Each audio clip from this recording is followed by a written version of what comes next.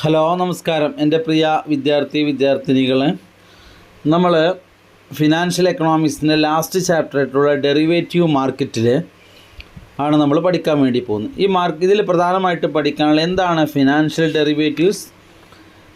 ഡെറിവേറ്റീവ്സിൻ്റെ functions എന്തൊക്കെയാണ്, types of derivatives ഏതൊക്കെയാണ്, അത് കഴിഞ്ഞാൽ നമ്മൾ മാർക്കറ്റിലെ യൂസസ് ഓഫ് ഡെറിവേറ്റീവ്സ് എന്താണ്, അതിൽ പിന്നീട് നമ്മൾ ഫോർവേഡ് കോൺട്രാക്റ്റ് എന്താണ്, അതുപോലെ തന്നെ ഫോർവേഡ് പ്രൈസിങ് എന്താണ്, ഫ്യൂച്ചർ കോൺട്രാക്റ്റ് എന്താണ്, ഇങ്ങനെയുള്ള കാര്യങ്ങളൊക്കെയാണ് നമ്മൾ പഠിക്കാൻ വേണ്ടിയിട്ട് പോകുന്നത്. ആദ്യം നമ്മൾ പഠിക്കാൻ വേണ്ടി പോകുന്നത് എന്താണ് ഡെറിവേറ്റീവ്സ് എന്നുള്ളതാണ്. ഡിറൈവ് ചെയ്യുക എന്ന് പറഞ്ഞാൽ എന്താ, ഉത്ഭവിക്കുക എന്നുള്ളതാണ് അല്ലേ. ഒന്നിനെ ആശ്രയിച്ചിട്ട് ഒന്നിൽ നിന്ന് ഉത്ഭവിക്കുന്നതിനാണ് ഡിറൈവ് എന്ന് പറയുന്നത്. അപ്പോൾ നമ്മൾ ഡെറിവേറ്റീവ്സ് എന്ന് പറയുന്നത് നമ്മൾ അസറ്റുകൾക്കുള്ള വില, അതിൻ്റെ ഡിവിഡൻഡ്, അതിൻ്റെ പലിശ, ബോണ്ടുകൾക്കുള്ള പലിശ, ഡെപ്റ്റുകൾക്കുള്ള പലിശ, ഇതിനെയാണ് നമ്മൾ എന്താ പറയുക, ഡെറിവേറ്റീവ്സ് എന്ന് പറയുന്നത്. അതിൽ നിന്നുണ്ടായതാണ് അല്ലേ. അപ്പോൾ നമ്മളൊരു കടം വാങ്ങുന്നുണ്ടെങ്കിൽ ആ കടത്തിൽ നിന്നാണ് പലിശ ഉണ്ടാകുന്നത്. ഇങ്ങനെ ഒരു അസറ്റിൽ നിന്ന് ഉത്ഭവിച്ച് വരുന്ന അല്ലെങ്കിൽ അതിൽ നിന്ന് ഡിറൈവ് ചെയ്ത് വരുന്നതിനെയാണ് ഡെറിവേറ്റീവ്സ് എന്ന് പറയുന്നത്. അപ്പോൾ നമ്മൾ മീനിങ് ഓഫ് ഡെറിവേറ്റീവ്സ് ആണ്. Derivatives are a contract whose values is derived from the price of underlying an asset. ആ അസറ്റിൻ്റെ വിലയിൽ നിന്ന്, അസറ്റിൻ്റെ വാല്യൂയിൽ നിന്ന് ഡിറൈവ് ചെയ്ത് വരുന്ന ഒരു മൂല്യമാണ്, ഒരു കോൺട്രാക്റ്റാണ് എന്ത് നമ്മൾ പ്രധാനമായിട്ട് ഫിനാൻഷ്യൽ ഡെറിവേറ്റീവ്സ് എന്ന് പറയുന്നത്. സ്റ്റോക്ക് എന്നാവാം, ബോണ്ട് എന്നാവാം, കമ്മോഡിറ്റീസ് എന്നാവാം, കറൻസി എന്നാവാം. ഇതിൽ നിന്ന് ഡിറൈവ് ചെയ്ത് വരുന്നതാണ് എന്ത് പ്രധാനമായിട്ടും പറയുന്നത് എന്താണ് ഡെറിവേറ്റീവ്സ് എന്ന് പറയുന്നത്. ഡെറിവേറ്റീവ്സ് എന്ന് പറയുന്നത് value derive from an asset. ഒരു അസറ്റിൻ്റെ മൂല്യത്തിൽ നിന്ന് അതിൽ നിന്ന് ഡിറൈവ് ചെയ്ത് വരിക, അതിൽ നിന്ന് ഉത്ഭവിച്ച് വരുന്നത് തന്നെയാണ് എന്താ പറയുക, ഫിനാൻഷ്യൽ ഡെറിവേറ്റീവ്സ് എന്ന് പറയുന്നത്. ഉദാഹരണം എടുക്കുകയാണെങ്കിൽ നമ്മൾ kilometre derive from the miles. Mile എന്ന് പറയുന്ന മൂല്യത്തിൽ നിന്നാണ് കിലോമീറ്റർ ഡിറൈവ് ചെയ്ത് വന്നിട്ടുള്ളത് അല്ലേ. നിങ്ങൾ ആലോചിച്ച് നോക്കൂ, നമ്മൾക്കറിയാം എന്താണ്. അതുപോലെ തന്നെ മീറ്ററിൽ നിന്നാണ് സെൻറ്റിമീറ്റർ ഡിറൈവ് ചെയ്ത് വന്നിട്ടുള്ളത്. അതുപോലെ തന്നെ നമ്മൾ എടുക്കുകയാണെങ്കിൽ ഇപ്പോൾ സെൻസെക്സ് എടുക്കുകയാണെങ്കിൽ സെൻസെക്സ് എന്ന് പറയുന്നത് ബോംബെ സ്റ്റോക്ക് എക്സ്ചേഞ്ചിൻ്റെ ഡെറിവേറ്റീവ്സ് ആണ് സെൻസെക്സ് അല്ലേ. അതുപോലെ എന്താണ് the Sensex is the derivatives of the Bombay stock exchange. അതുപോലെ നിഫ്റ്റി ആണെങ്കിലോ നാഷണൽ സ്റ്റോക്ക് എക്സ്ചേഞ്ചിൻ്റെ ഡെറിവേറ്റീവ്സ് ആണെന്ത് നിഫ്റ്റി എന്ന് പറയുന്നത്.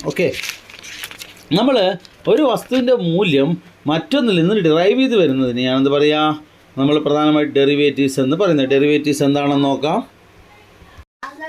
Derivatives is a financial instruments or financial contract whose values is derived from the one or more underlying an asset. ഒന്നോ രണ്ടോ അസറ്റിൽ നിന്ന് അതിൻ്റെ value derive ചെയ്ത് വരികയാണെങ്കിൽ അതിനെ പറയുന്ന പേരാണെന്ത് ഡെറിവേറ്റീവ്സ് എന്ന് പറയുന്നതാണ്.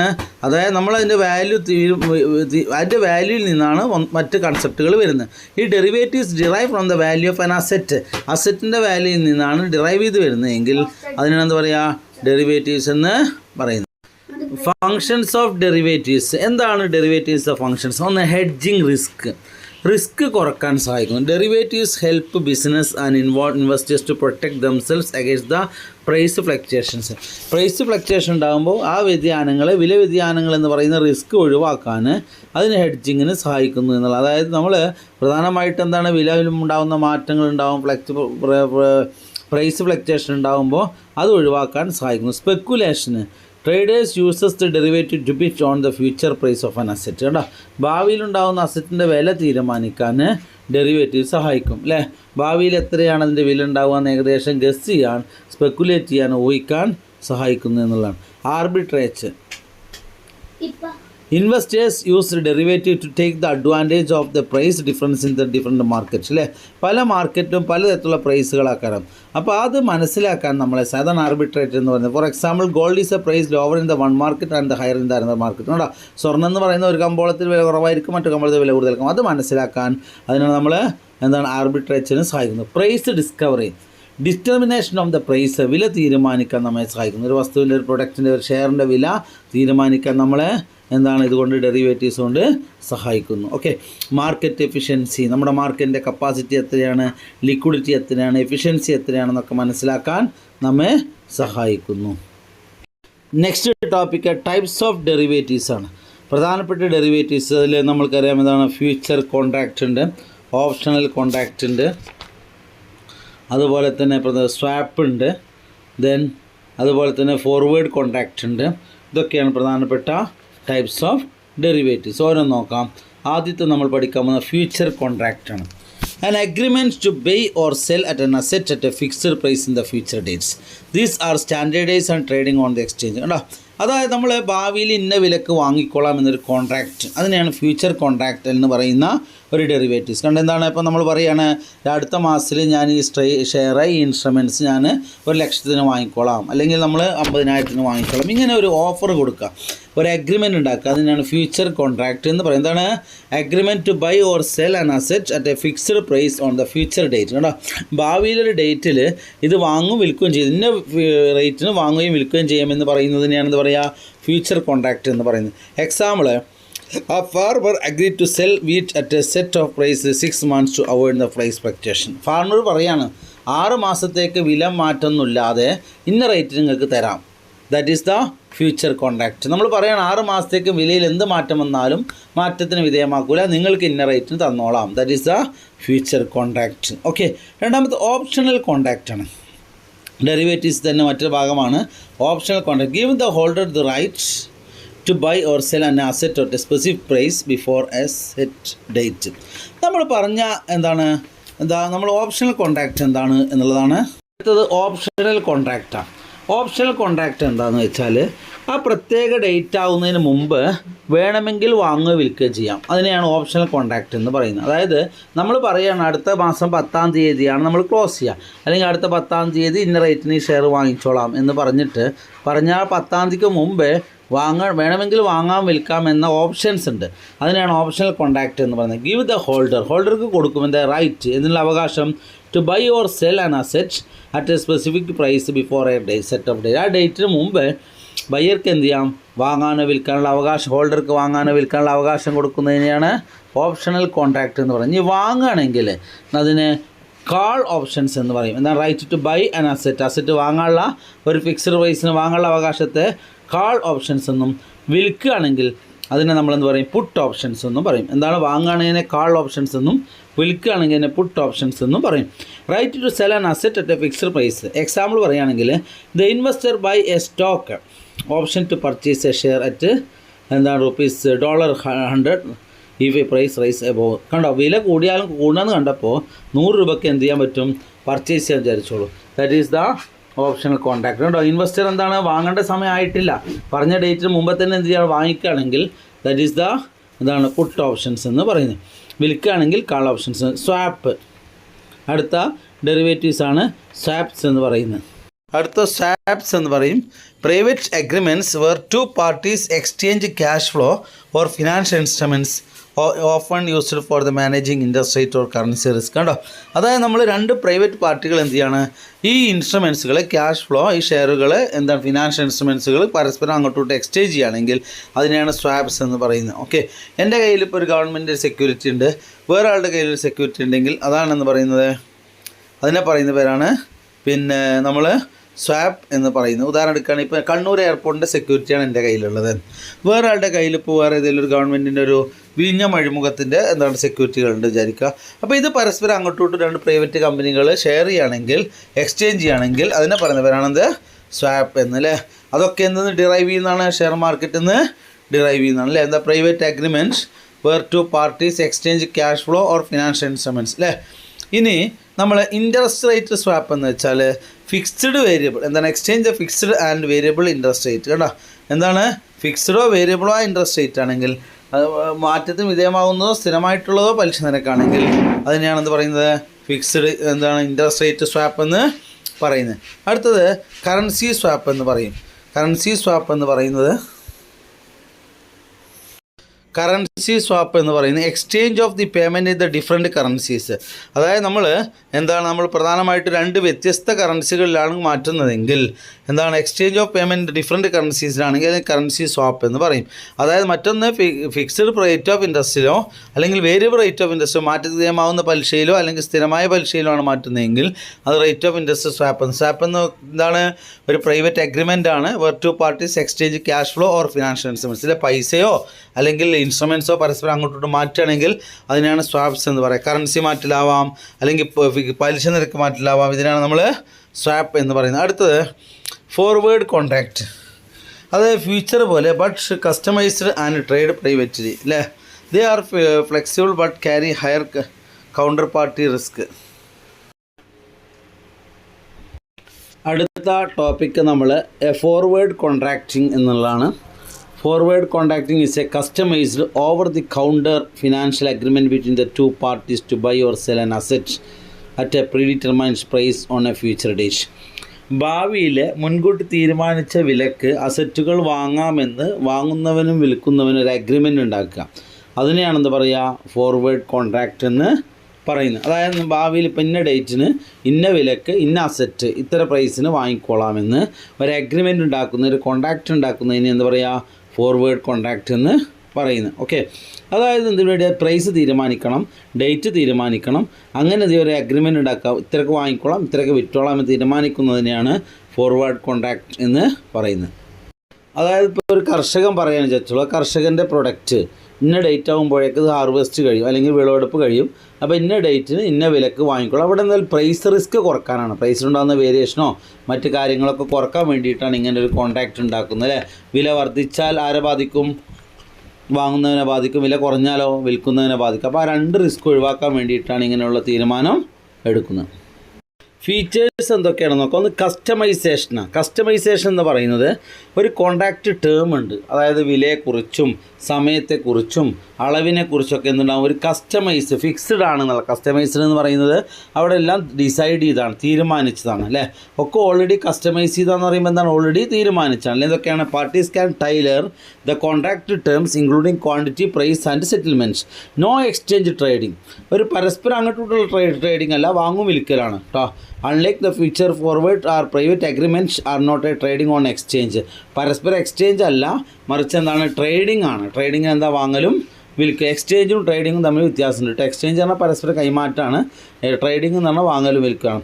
സെറ്റിൽമെൻറ്റ് അറ്റ് എ മെച്യൂരിറ്റി, അതായത് അതിൻ്റെ സമയമാകുമ്പോഴാണ് എൻ്റെ കോൺട്രാക്റ്റ് സെറ്റിൽ ചെയ്യപ്പോഴാണ് ദ ഫ്യൂച്ചർ ഡേറ്റിൽ, ഒരു പ്രത്യേക ഡേറ്റിലാണിത് സെറ്റിൽ ആവുക. കൗണ്ടർ പാർട്ടി റിസ്ക് ആണ്. അതായത് നമ്മൾക്കറിയാം OTC കോൺട്രാക്റ്റാണ്. എന്താ OTC കോൺട്രാക്റ്റ് നമ്മൾക്കറിയാം, എന്താണ്, ഓവർ ദി കൗണ്ടർ എന്താണ് കോൺട്രാക്റ്റാണ്. അതായത് one party my default, one party ഇത് എന്ത് ചെയ്യണം, വൺ പാർട്ടി ഇത് തെറ്റിച്ച് കഴിഞ്ഞാൽ മറ്റേ പാർട്ടിക്ക് എന്ത് ചെയ്യാം, കോടതിയിൽ പോകാനും മറ്റ് കൗണ്ടർ ചെയ്യാനൊക്കെ ഉള്ള എന്താണ് അവസരമുള്ള കോൺട്രാക്റ്റാണ് എന്നാണ്. അതായത് ഒരു പാർട്ടി ഇപ്പോൾ സെല്ലർ പറയുകയാണ് ആ സമയത്ത് തരാതിരിക്കുകയോ അല്ലെങ്കിൽ ബയ്യർ വാങ്ങാതിരിക്കുകയോ ചെയ്താൽ അതിനെ കൗണ്ടർ ചെയ്യാനുള്ള സാധ്യതയുണ്ട് എന്നുള്ളതാണ് പറയുന്നത്. ഓക്കെ, ഒരു ഉദാഹരണം നോക്കുക, അപ്പോൾ ക്ലിയർ ആവും. A farmer agree to sell 1000 bushels of wheat to a buyer at $5 per bushels of 3 months. കേട്ടോ, 3 മാസങ്ങൾക്ക് 5 രൂപക്ക് ഒരു ബസ്സിൽ എന്ന് പറഞ്ഞാൽ ഒരു അളവാണ്. എന്താണ്, $5 എന്താണ് കൊടുക്കാമെന്ന് തീരുമാനിച്ചു. Regarding the market price at that time the transaction will occur at എന്താണ് $5 per bushel. കാരണം മാർക്കറ്റ് റേറ്റ് എത്രയാണെങ്കിലും എന്താണ് കൂടിയാലും കുറഞ്ഞാലും എത്ര കൊടുക്കണം, 3 മാസം കഴിഞ്ഞാൽ 5 രൂപക്ക് കൊടുക്കാം, $5 കൊടുക്കാം. ഒരു കോൺട്രാക്റ്റ് ഉണ്ടാക്കുകയാണ്. അപ്പോൾ ഞാനൊരു കർഷകനാണെങ്കിൽ ഞാൻ പറയുകയാണ് ഇന്ന ഡേറ്റിന് എൻ്റെ വിളവെടുപ്പ് ഉണ്ടാവും, അപ്പോൾ ഇന്ന ഡേറ്റിന് ഇന്ന എത്ര രൂപക്ക് നിനക്ക് തരാം. അപ്പോൾ വില കൂടിയാലും കുറഞ്ഞാലും നമ്മൾ ബയ്യറും സെല്ലറും എന്ത് ചെയ്യേണ്ടി വരും, ആ റേറ്റിന് വാങ്ങേണ്ടി വരും. അതിനെയാണ് എന്താ പറയുക, നമ്മൾ പ്രധാനമായിട്ടും പറയുന്ന ഫോർവേഡ് കോൺട്രാക്റ്റ് എന്ന് പറയുന്നത്. നെക്സ്റ്റ് ടോപ്പിക്ക്, നിങ്ങൾ ഈ പറയുന്ന പോയിന്റുകളൊക്കെ എഴുതി വെക്കണേ. The determination of the forward contract price, എങ്ങനെയാണ് ഫോർവേഡ് കോൺട്രാക്റ്റ് പ്രൈസ് തീരുമാനിക്കുക എന്നുള്ളതാണ്. The price of forward contract is permanent determine by the cost of carrying model. Cost of carrying models ആണ് ഇറ്റ് ഈസ് ഈ പ്രൈസ് തീരുമാനിക്കുന്നത്. അതായത് നമ്മളത് എടുത്തു വെക്കാൻ വേണ്ടി വരുന്ന, ക്യാരി ചെയ്യാൻ വേണ്ടി വരുന്ന പ്രൈസ് എത്രയാണോ അതും കൂടി നോക്കിയിട്ടാണ് തീരുമാനം. ഇപ്പോൾ 3 മാസം കഴിഞ്ഞിട്ടാണെങ്കിൽ ആ 3 മാസത്തേക്ക് നമ്മൾ എന്താണ് എത്രയാണ് ക്യാരിയിങ് കോസ്റ്റ് എന്ന് നോക്കിയിട്ടാണ് തീരുമാനിക്കുന്നത് അല്ലേ. നമ്മൾ 3 മാസം കഴിഞ്ഞിട്ട് അത് വിൽക്കുന്നുള്ളൂ എങ്കിൽ, 3 മാസം കഴിഞ്ഞിട്ട് അവർ വാങ്ങുന്നുള്ളൂ എങ്കിൽ അതുവരെയുള്ള ക്യാരിയിങ് കോസ്റ്റ് നോക്കിയിട്ടാണ് തീരുമാനിക്കുക.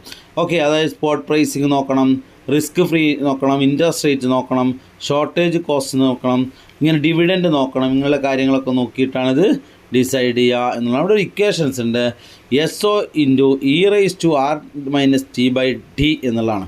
എന്താണ്, S0 into e⁻t/d, R-d × t.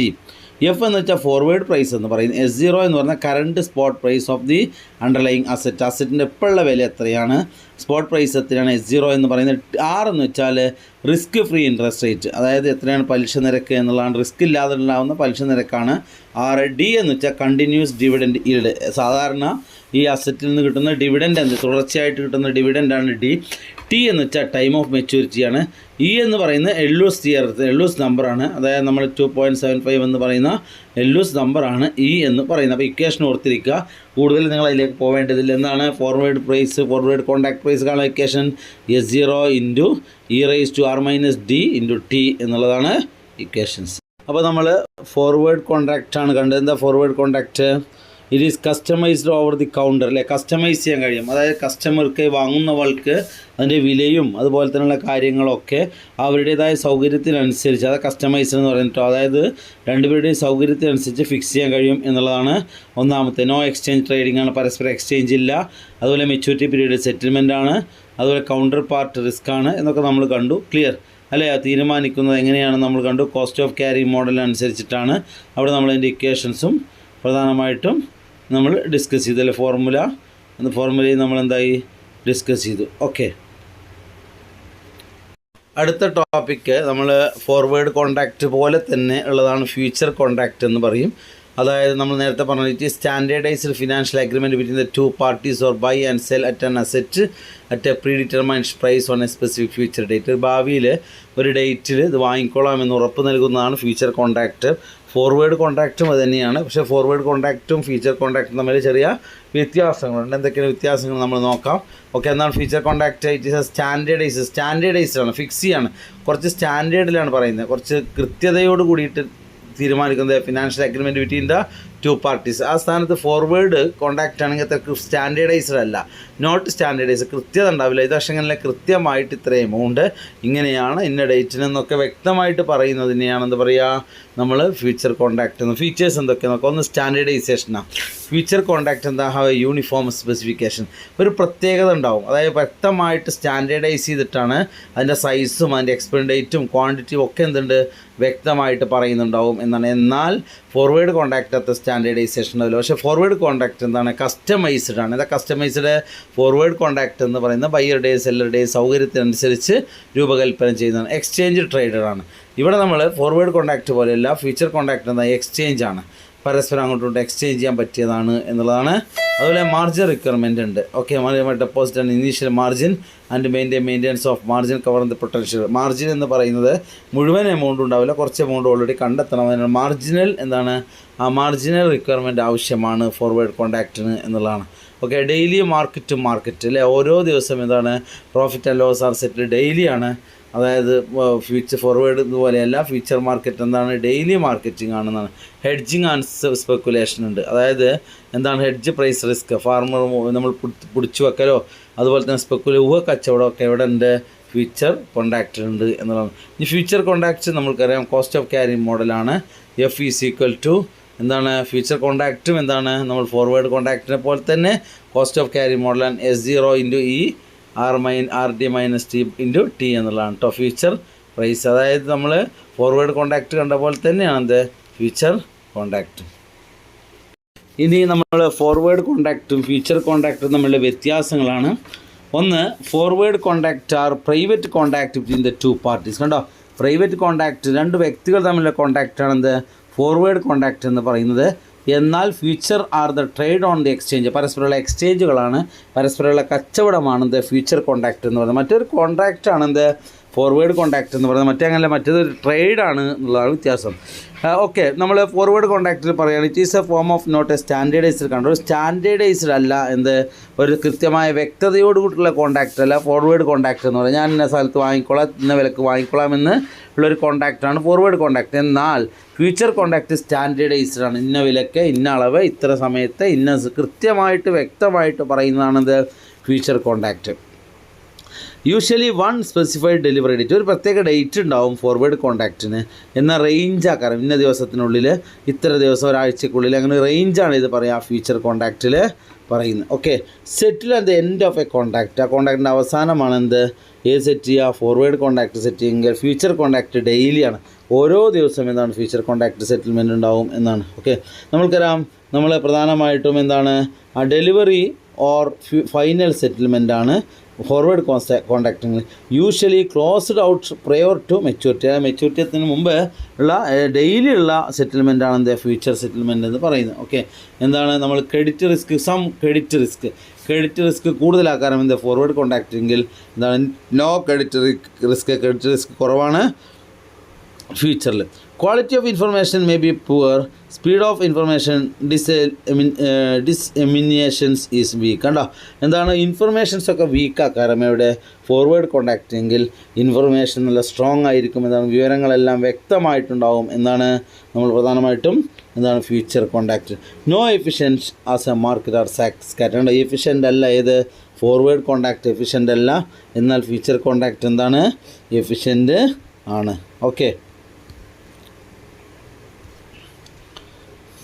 ഇതൊക്കെയാണ് പ്രധാനമായിട്ട് പ്രത്യേകത. പിന്നെ ഫ്യൂച്ചർ കോൺട്രാക്റ്റ് മാത്രമുള്ള പ്രത്യേകതയാണ് common platform to discover price throw common order book. അതുകൊണ്ട് ഒരു കോമൺ പ്ലാറ്റ്ഫോം ഉണ്ട് അത് പ്രധാനമായിട്ടും ഫ്യൂച്ചർ കോൺട്രാക്റ്റിന്. ഓക്കെ, അതുപോലെ നമുക്കറിയാം examples commodities futures, index futures, individual stock futures ഒക്കെ ഇതിന് ഉദാഹരണമാണ്. സാധനങ്ങളുടെ ഇൻഡെക്സ് ആവാം, അതുപോലെ തന്നെ എന്താണ് ഷെയർ മാർക്കറ്റ് ഇൻഡെക്സ് ആവാം, സ്റ്റോക്ക് മാർക്കറ്റ് ഇൻഡെക്സ് ഒക്കെ ഇതിന് ഉദാഹരണങ്ങളാണ്. തിയറീസ് ഓഫ് ഫ്യൂച്ചർ പ്രൈസിങ് എന്ന് ഏതൊക്കെ ഫ്യൂച്ചർ പ്രൈസിൻ്റെ തിയറീസ് ഏതൊക്കെയാണ്? സെവറൽ എക്കണോമിക് തിയറീസ് ഉണ്ട്. എങ്ങനെയാണ് ഫ്യൂച്ചർ പ്രൈസ് ഡിസ്കസ് ചെയ്യുന്നത് അല്ലെങ്കിൽ ഡിറ്റർമൈൻ ചെയ്യുന്നത്, തീരുമാനിക്കുന്നതുമായി ബന്ധപ്പെട്ട ഒരുപാട് തിയറീസ്. ഒന്നാമത്തെ കോസ്റ്റ് ഓഫ് ക്യാരിങ് മോഡലാണ്. Okay, then according to this model the future price is derived from the spot price plus cost of holding. അതായത് നമ്മൾ പ്രൈസ് തീരുമാനിക്കുന്നത് ഇപ്പോൾ ഉള്ള വില എത്രയാണ്, ഇത് 3 മാസത്തേക്ക് ക്യാരി ചെയ്യാനുള്ള റേറ്റ് എത്രയാണ്, അത് രണ്ടും കൂടി കൂട്ടുന്ന രീതിയാണ് എന്ത് കോസ്റ്റ് ഓഫ് ക്യാരിങ് മോഡൽ എന്ന് പറയുന്നത്. അതായത് ഇപ്പോൾ ആ സാധനത്തിൻ്റെ വില എത്രയാണ്, ഇനി എത്ര കാലത്തേക്കാണോ അത് ക്യാരി ചെയ്യേണ്ടത്, ആ ക്യാരി ചെയ്യുന്ന റേറ്റും കൂടി കൂട്ടിയതാണ് എന്ത് കോസ്റ്റ് ഓഫ് ക്യാരിങ് മോഡൽ എന്ന് പറയുന്നത്. ഇപ്പോൾ നമ്മൾ എന്താണ് നെല്ല് ആണ് വില ചുമത്തുന്നത്. ഇപ്പോൾ 3 മാസം കഴിഞ്ഞിട്ടാണെങ്കിൽ 3 മാസം നെല്ല് കീപ്പ് ചെയ്യണ്ടേ, ആ കീപ്പ് ചെയ്യാനുള്ള ചാർജും കൂടി ഈടാക്കുന്നതിനാണ് കോസ്റ്റ് ഓഫ് ക്യാരിങ് മോഡൽ എന്ന് പറയുന്നത്. Equations S0 × E raised to R plus S minus T by T എന്നുള്ളതാണ്. ഓക്കെ, ദെൻ എന്താണ് നോക്കുക, S0 × E raised to R plus S minus T × T. F future price ആണ്, S0 spot price ആണ്, R എന്ന് വെച്ചാൽ risk free interest rate ആണ്, S എന്ന് വെച്ചാൽ സ്റ്റോറേജ് കോസ്റ്റ് ആണ്, D എന്ന് വെച്ചാൽ ഡിവിഡൻഡ് ഈൽഡിംഗ് ആണ്, T എന്ന് വെച്ചാൽ ടൈം ഓഫ് മെച്യൂരിറ്റി ആണ്. Okay, S0 × E raised to എന്താണ് RS മൈനസ് T × T എന്ന് D × T എന്നുള്ളതാണ്. രണ്ടാമത്തെ തിയറി എക്സ്പെക്റ്റേഷൻ തിയറിയാണ്. ഓക്കെ, നമ്മൾക്കറിയാം മാർക്കറ്റ് എക്സ്പെക്റ്റേഷൻ എന്താണ്, ഫ്യൂച്ചറിലെ മാർക്കറ്റ് എന്ത് എക്സ്പെക്റ്റ് ചെയ്യും എന്നുള്ളത് നോക്കിയിട്ട് ചുമത്തുന്ന രീതിയാണ് എക്സ്പെക്റ്റേഷൻ തിയറി എന്ന് പറയുന്നത്. ഓക്കെ, നമ്മൾ പ്രധാനമായിട്ടും എന്താണ് ഭാവിയിൽ എത്രയാണ് കിട്ടുക, എങ്ങനെയാണ് പ്രതീക്ഷിക്കുന്നത് നോക്കിയിട്ട് ചുമത്തുന്ന രീതിയാണ് എക്സ്പെക്റ്റേഷൻ പ്രൈസ് തിയറി എന്ന് പറയുന്നത്. ഓക്കെ, അതിൽ പ്രധാനമായിട്ട് 2 വേരിയേഷൻസാണ്, പ്യുവർ എക്സ്പെക്റ്റേഷൻ ഹൈപ്പോത്തിസിസും ബയാസ്ഡ് എക്സ്പെക്റ്റേഷൻ ഹൈപ്പോത്തിസിസും. പ്യുവർ എക്സ്പെക്റ്റേഷൻ ഹൈപ്പോത്തിസിസ് എന്ന് പറയുന്നത് future price is an unbiased predictor of the future spot price. ഒരു ബയാസ്ഡ് അല്ല, ഒരു പക്ഷപാതവും ഒരു അനുകൂലവും ഒരാളൊരു ടച്ചും ഇല്ലാതെ അൺബയാസ്ഡായി തീരുമാനിക്കുന്നതാണ് പ്യുവർ എക്സ്പെക്റ്റേഷൻ തിയറി എന്ന് പറയുന്നത്. എന്നാൽ ചില ആളുകളൊക്കെ പ്രത്യേക താല്പര്യത്തോട് കൂടിയിട്ട് participants risk premium making the future price systematically higher or lower than the expected forward price. കണ്ടോ, എക്സ്പെക്റ്റ് എത്ര പ്രതീക്ഷിക്കുമെന്ന് നോക്കിയിട്ട് അതിനനുസരിച്ച് പ്രത്യേക താല്പര്യങ്ങൾക്കനുസരിച്ചാണ് ചുമത്തെങ്കിൽ അതിനെയാണ് ബയാസ്ഡ് എക്സ്പെക്റ്റേഷൻ ഹൈപ്പോത്തിസിസ് എന്ന് പറയുന്നത്. ഓക്കെ, അപ്പോൾ 2 തിയറികളാണ്, എക്സ്പെക്റ്റേഷൻ തിയറിയും അതുപോലെ തന്നെ പ്രധാനമായിട്ടും എന്താണ് കോസ്റ്റ് ഓഫ് ക്യാരിയിങ് മോഡൽസ്. അടുത്ത കൺസെപ്റ്റ് ഓപ്ഷൻസ് എന്നുള്ളതാണ്. ഓപ്ഷൻസ് എന്ന് പറയുന്നത് പിന്നെ നമ്മൾ it is a financial derivatives that gives the holder the right but not the obligation to buy or sell an underlying asset at a predetermined price. അല്ലേ, അതായത് മുൻകൂട്ടി തീരുമാനിച്ച വിലക്ക് ഡേറ്റ് ആവുന്നതിന് മുമ്പ് നമ്മൾ ഇത് എന്താണ് ഷെയറുകൾ വാങ്ങുക അല്ലെങ്കിൽ പർച്ചേസ് ചെയ്യുകയാണെങ്കിൽ വിൽക്കുകയാണെങ്കിൽ അതിനെയാണ് ഓപ്ഷൻസ് എന്ന് പറയുന്നത്. അതായത് നമ്മൾക്കറിയാം എന്താ 2 പാർട്ടികളുണ്ടായ കോൺട്രാക്റ്റാണ്. ഓക്കെ, ദെൻ നമ്മൾ പ്രധാനമായിട്ടും എന്താണ് ആ ടൈം പീരീഡ് കഴിഞ്ഞിട്ടല്ല, ആ സമയത്തിനുള്ളിൽ വാങ്ങുകയും വിൽക്കുകയും ചെയ്യുകയാണെങ്കിൽ അതിനാണ് ഓപ്ഷൻസ് എന്ന് പറയുന്നത്. Option is a financial derivatives that gives the holder to rights but not the obligations. ആ നടപടി ആവുന്നതിന് മുമ്പേ വാങ്ങുകയും വിൽക്കുകയും ചെയ്യുന്നതിനാണ് എന്താ പറയുക ഓപ്ഷൻസ് എന്ന് പറയുന്നത്. ഓക്കെ, ഇനി ശ്രദ്ധിക്കുക, ഇതിൽ പിന്നെ നിങ്ങൾ ഇൻ്റർനാഷണൽ എക്കണോമിക്സിൽ പഠിച്ചിട്ടുള്ള ഓപ്ഷൻസ്, അതുപോലെ പുട്ട്, ഫോർവേഡ്, ഇങ്ങനെയുള്ള ബൈനോമിനൽ ഇങ്ങനെയുള്ള കാര്യങ്ങളൊക്കെയാണ്. അതിലേക്ക് നമ്മൾ കൂടുതൽ പോകുന്നില്ല.